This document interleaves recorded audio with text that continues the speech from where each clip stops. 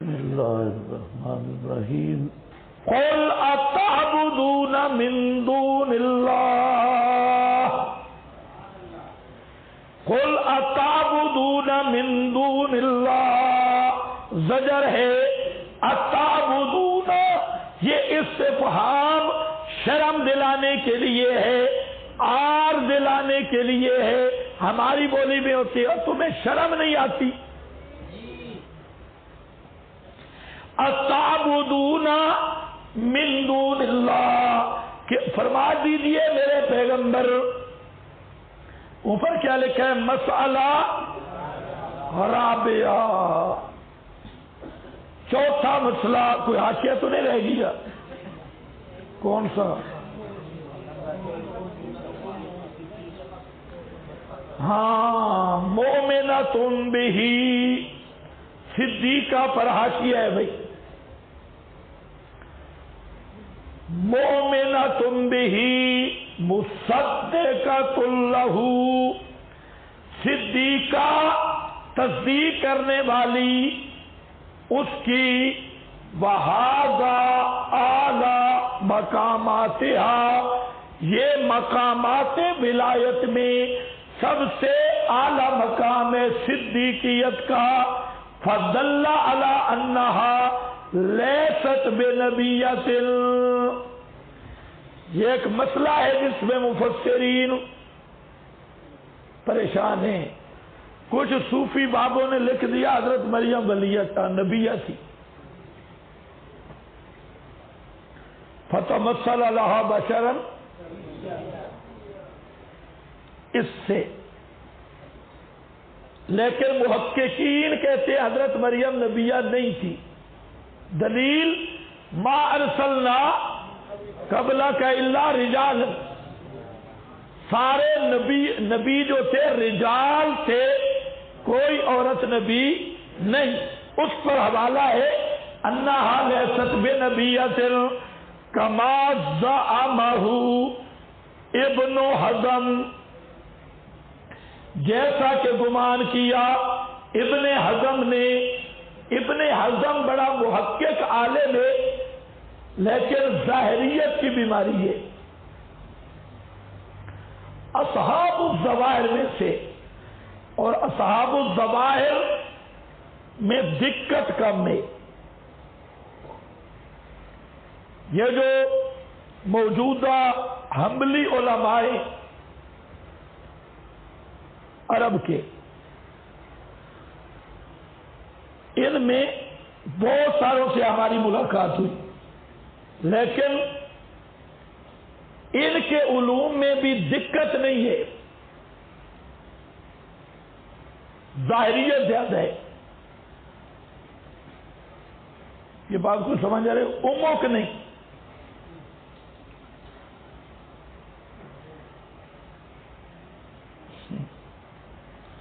زیر زیر زیر زیر زیر زیر زیر زیر، اور زیر بھی سمجھے تھے کوئی نہیں ہے تو، لیکن منیب بہت ہے۔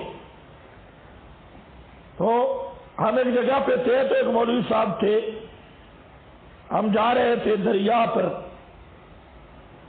حنبلی عالم تھے۔ میں نے کہا یار ہم وہ ساحل دیکھنا چاہتے ہیں جہاں سے اکرمہ بھاگا تھا، تو شام کی طرف زور پڑی، کہتے اثر بھی پڑھ لیں، زور اثر کٹھی، جمع بین الصلاتین ہیں، حالانکہ وہ قریب جگہ تھی جہاں پر ہم تھے۔ تو میں نے کہا کہ جمع کیوں کر رہے ہیں؟ کہتے حدیث میں ہے آپ نے بلا عذر جمع کی ہے نمازیں، ترمذی شریف میں حدیث تو ہے، فوراً حدیث پڑھی، بلا مطر، مطر بھی نہیں تھی، عذر بھی نہیں تھی، آپ نے دو نمازیں جمع کی۔ میں نے کہا اچھا، ان الصلاۃ کانت علی المؤمنین کتابا موقوتا، اس کا کیا معنی ہے؟ سوچ میں پڑ گیا، سوچ کے کہتا ہے کہ آپ کی بات ٹھیک ہے، بس ٹھیک ہے، زور پڑے اثر نہیں پڑتا۔ لیکن کوئی پاکستانی ہوتا پنگا ضرور لیتا چاہے جو بھی، لیکن عرب والے آیت سن لے اب بھی بالکل رک جاتے، قرآن کے آگے نہیں بولتے. یہ قدرتی بات ہے. کئیوں کے سامنے وہاں ہم نے دیکھا خصوصیت ہے آل عرب کی کہ ان کے سامنے جب آیت پڑھو خاموش، قرآن کے آگے نہیں بولتے. اللہ کی شان ہے. یہ صحابہ کا ماحول آ رہا ہے اب بھی. بعض ایسی چیزیں، ہم طائف میں گئے تو طائف کے وہ جو باغ ہے عتبہ شیبہ کا جس سے آپ نے انگور آپ کو دیے گئے تھے، وہ اب بھی وہی انگور آ رہی ہے، وہی بیلیں اب بھی ہیں. جہاں آپ بیٹھے تھے وہاں مسجد بنی ہے تقریباً کوئی 4ویں 5ویں صدی میں، اب تو وہ گر رہی ہے. تو سامنے باغ ہے عتبہ شیبہ کا. ہم نے وہاں سے پوچھا، انہوں نے کہا کہ یہ عتبہ شیبہ کی اولاد کی ملکیت ہے، انہی کا نسب ہے، انہی کی زمینیں آ رہی ہے. اور اب بھی وہاں پر بچے مسافروں کو اسی طرح پتھر مارتے ہیں. نبی پاک علیہ السلام کو جو پتھر مارے تھے تو بچے وہاں کٹھے پتھر لے کے، چھوٹے چھوٹے پتھر، کوئی مسافر گزرے اب بھی وہ مارتے ہیں. پتہ نہیں کیا ان کو یا تو سزا دی گئی یا عادات ہیں ان کی. حضرت عبداللہ ابن عباس کی قبر ہے طائف میں، کیونکہ ابن عباس کا مدرسہ طائف میں تھا اور تدریس طائف میں کی، اکثر ایسا رہے طائف میں. قبر ہے وہاں، ایک بہت بڑی لائبریری ہے. ہم وہاں گئے، وہاں مولوی تھے. ہم نے پوچھا ابن عباس کی قبر کہاں ہے؟ تو کہتے لا عالم لا عالم، ایسے بے رخی سے لا عالم. میں نے کہا نحن الموحدون نقول من قال ان ابن عباس یسمع عند القبر فهو کافر بلا شک. وہ اٹھا اور میرا ماتھا چوما اور کہتا ہے ہاں ہونا ہاں ہونا. پھر ہمیں ساتھ لے گیا، قبر دکھائی، اور کہا یہ حضرت ابن عباس کی قبر ہے. تو بڑی گپ شپ ہوئی، کعبہ شعبہ چلا، بڑی گپ شپ لگاتا رہا. عملی تھا وہ بھی. وہ کہہ رہا میں نے اس لیے نہیں بتایا یہ صوفی سو رہا ہے، میں نے اس لیے نہیں بتایا کہ اکثر پاکستانی مولوی مشرک ہوتی ہیں اور ادھر جا کے مراقبے کرتے ہیں اور بہت کچھ چیزیں کرتی ہیں. تو وہ پھر اس نے بہت گپیں سنائی لائبریری میں. کہتے آؤ لائبریری میں، لیکن وقت کم تھا. ہم نے کہا بعد میں آئیں گے، پھر دوبارہ موقع ہی نہیں ملا.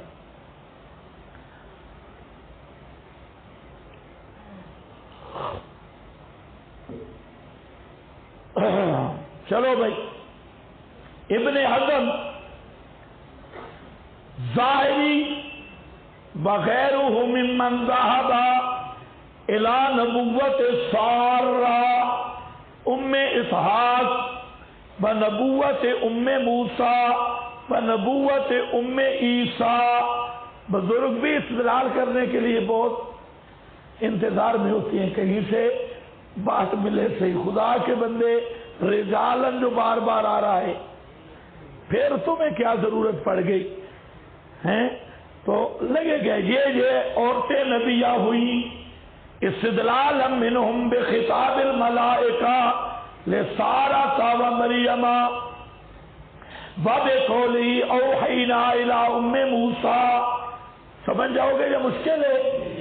قالوا هذا معنى النبوة والذي عليه الجمهور ان الله لم يبعث نبيا الا من الرجال. جمہور امت بلکہ پوری امت متفق ہے کہ اللہ نے رجال بھیجے ہیں، ابن کثیر اور سورہ یوسف آیت نمبر 109 الا رجالن والی آیت ہے۔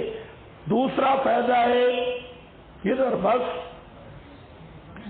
دیکھو بھائی، قل اتعبدون من دون اللہ، اللہ کے سوا جن کی عبادت کرتے ہو، ما لا یملکو، میں نے بتایا تھا کہ جہاں من آنا چاہیے تھا ماں کیوں آیا؟ کیونکہ مراد عیسیٰ و امہ ہے دلالتاً، واضح طور پہ جو مدلول ہے قرآن کا یہی ہے من دون اللہ سے۔ اور اس کا جواب بھی میں نے دے دیا تھا مفسرین سے، مسئلہ من دون اللہ نہیں کہ اللہ نے لفظ ماں لگا کر مشرک کو ضرب لگائی ہے کہ اے جن کو تو مشکل کشا کہتا ہے وہ کل جما دیں۔ کیا ہے؟ کل اللہ کے مقابلہ میں جماعت کی حیثیت رکھتے ہیں۔ مالا یملک لکم، نفی تصرف کی نہیں اختیار رکھتے واسطے تمہارے نقصان کا، بل مراد بما لا یملک عیسیٰ او ہوا با امہ، عیسیٰ ہے یا عیسیٰ اور ان کی ماں، یہ تو بات سب ہو گئی ہے۔ واللہ هو السمیع العلیم، واللہ اور اللہ ہی ہے، هو السمیع، نیچے کیا لکھا ہے؟ ما فوکل، اللہ ہی ہے وہی سمیع سننے والا، ما فوق الاسباب العلیم جاننے والا، ما فوق الاسباب۔ اس پر بھی بات ہو گئی کہ یہ اللہ کے لیے سمیع کا اس بات بطور حاصر کے تھے مانا، سمجھ گئے یا نہیں؟ تو یہ کیا ہے؟ چلو اس کی تعبیر بدل دیتا ہوں، چلو آنے والوں کی بھی رعایت ہو جائے۔ قرآن پاک کے 18 مقام ہیں جہاں پر صفت سمیع کو بطور حصر کے اللہ کے لیے ثابت کیا گیا ہے۔ کیا سمجھ رہے ہو؟ صفت سمیع کو نہیں بولو گے وقفہ نہیں ہوگا انشاءاللہ، بطور حصر کے اللہ کے لیے ثابت کیا گیا ہے۔ ایک مقام قرآن کا ہے جس میں فرمایا جعلناہ سمیعا بصیرا، انسان کو ہم نے سمیع بصیر بنایا۔ 18 مقام قرآن کے ہو بس سمیع، حصر ہے یا نہیں ہے؟ بولو سارے بولو، حصر ہے یا نہیں ہے؟ جو صوفی بیٹھے ہیں یہ بھی بولے حصر ہے یا نہیں ہے؟ اور جو پیچھے رہبندی بیٹھے ہیں وہ بھی بولے حصر ہے یا نہیں ہے؟ ہو بس سمیع حصر ہے یا نہیں؟ کیا دلیل ہے حصر کی؟ ہوبا ضمیر الفاصل للحاصر المختصر المعانی المطول، سب بلاغت کی کتابیں۔ اور دوسرا تعریف المسندین للحاصر، اور تیسرا مقام المدح للحاصر، مقام المدح للحاصر، تعریف المسندین للحاصر، ہوا ضمیر للفصل للحاصر۔ یہ 3 قسم کے اثر آئیں گے۔ انک انت السمیع، ان ربی لسمیع الدعاء، انہ هو السمیع لیس کمثلہ شیء وهو السمیع۔ 18 مقام۔ اور ایک مقام پہ جعلنا ہو سمیعا، ہم نے انسان کو سمیع بنایا، بصیر بنایا، پوری دنیا کے بلوانے ان سے ہمارا سوال ہے 18 مقام پہ حسر، ایک مقام پہ انسان کو سمیع کہہ دیا تو تطبیق کیا ہوگی؟ حسر کے خلاف بنتا ہے یا نہیں بنتا؟ تطبیق کیسے ہوگی؟ 18 مقام کہہ رہے ہیں سمیع ہونا اللہ کا خاصہ ہے، دوسرا کوئی سمیع نہیں، اور ایک مقام قرآن کا کہتا ہے جعلنا ہو سمیعا، ہم نے انسان کو سمیع بصیر بنایا۔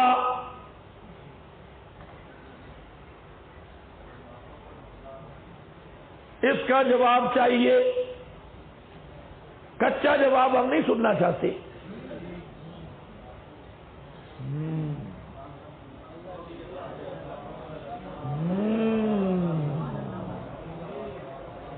قرآن سے جواب چاہیے، قرآن سے، ہم کچی بات سننے کے عادی نہیں۔ مسئلہ قرآن سے ہے، جواب قرآن سے چاہیے، تمہاری تحقیقیں ہم نہیں مانتے۔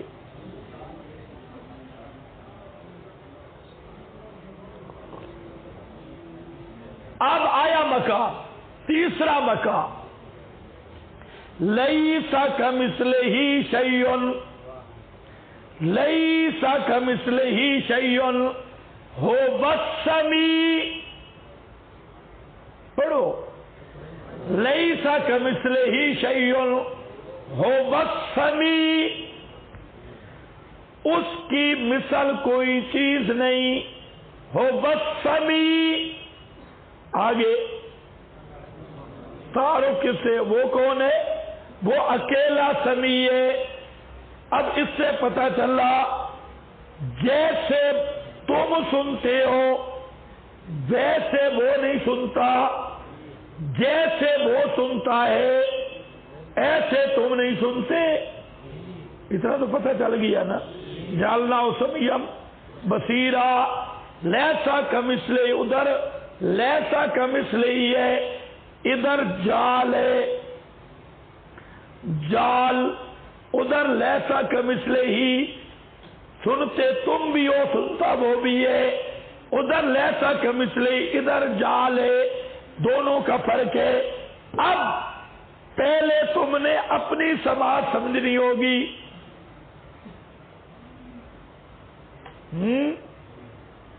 تم کیسے سنتے ہو؟ تم سنتے ہو 5 اسباب،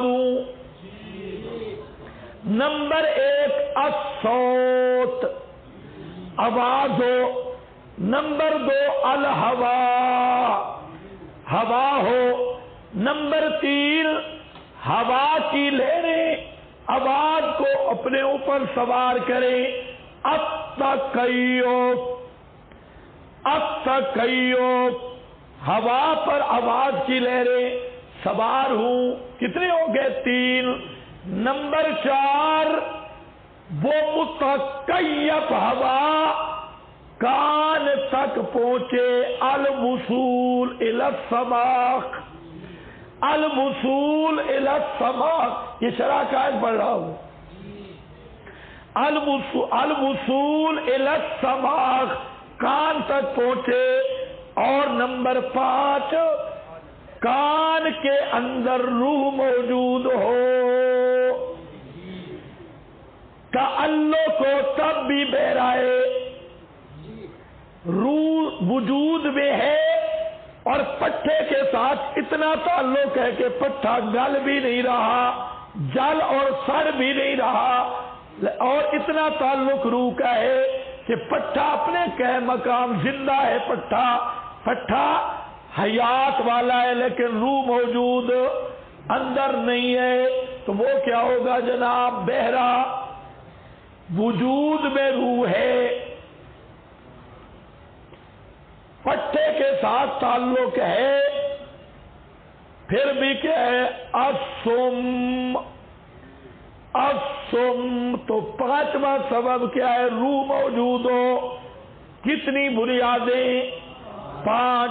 یہ 5 چیزیں ہوں، آواز نہ ہو تب بھی سما نہیں، آواز و ہوا نہ ہو تب بھی سما نہیں، ہوا آواز کی لہروں کو نہ اٹھائے تب بھی سما نہیں، اور گاڑی کے شیشے بند کر دو، باہر ڈھول مارو، اندر آواز نہیں، کیونکہ متکیف ہوا کے گزرنے کی جگہ نہیں ہے۔ اور سماعت پٹھے کے اندر روح بھی موجود ہو۔ یہ 5 چیزیں شریعت بھی اس پہ ہے، سائنس بھی اس پہ ہے، یعنی یہ مشاہداتی چیزیں ہیں۔ یہ 5 اسباب کون سے ہیں؟ مشاہداتی۔ یہ انسان کی سماعت ہے، اس کو تعبیر کرتے ہیں کہ انسان کی سماعت ما تحت الاسباب، انسان کی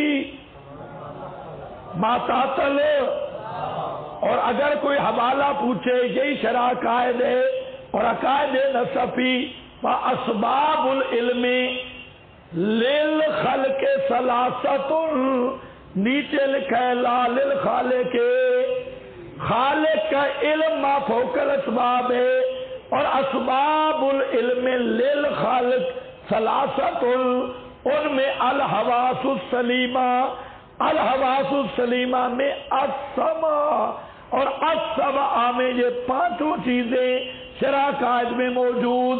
اب ہم نے مشاہدہ سے بھی اور علماء عقائد سے بھی اور علماء سائنس سے بھی، دونوں علوم سے مشاہداتی چیز آ گئی کہ انسان سنتا ہے 5 اسباب کے ساتھ۔ اب قرآن نے یہ کہا جعلنا سمیعا بصیرا، جعل کہتے تحت الاسباب کو ہیں، انسان کا سننا ہے تحت الاسباب، اور لیسا کمثلہ شیء، اس کا سننا ہے فوق الاسباب۔ کوئی سمجھے ہو یا نہیں سمجھے؟ ہاں، روح المعانی دیکھ لینا، آیت ہے تو میں بیان بھی کروں گا کہ وہاں پر علماء نے لکھا، فرق یہ لکھا ہے، اور میں نے اب توحید کی تعریف شرح شفا سے کی تھی، وہاں پر بھی یہی فرق لکھا ہے، اور حوالے بھی آ جائیں گے۔ تو بہرحال وہ ما فوق الاسباب۔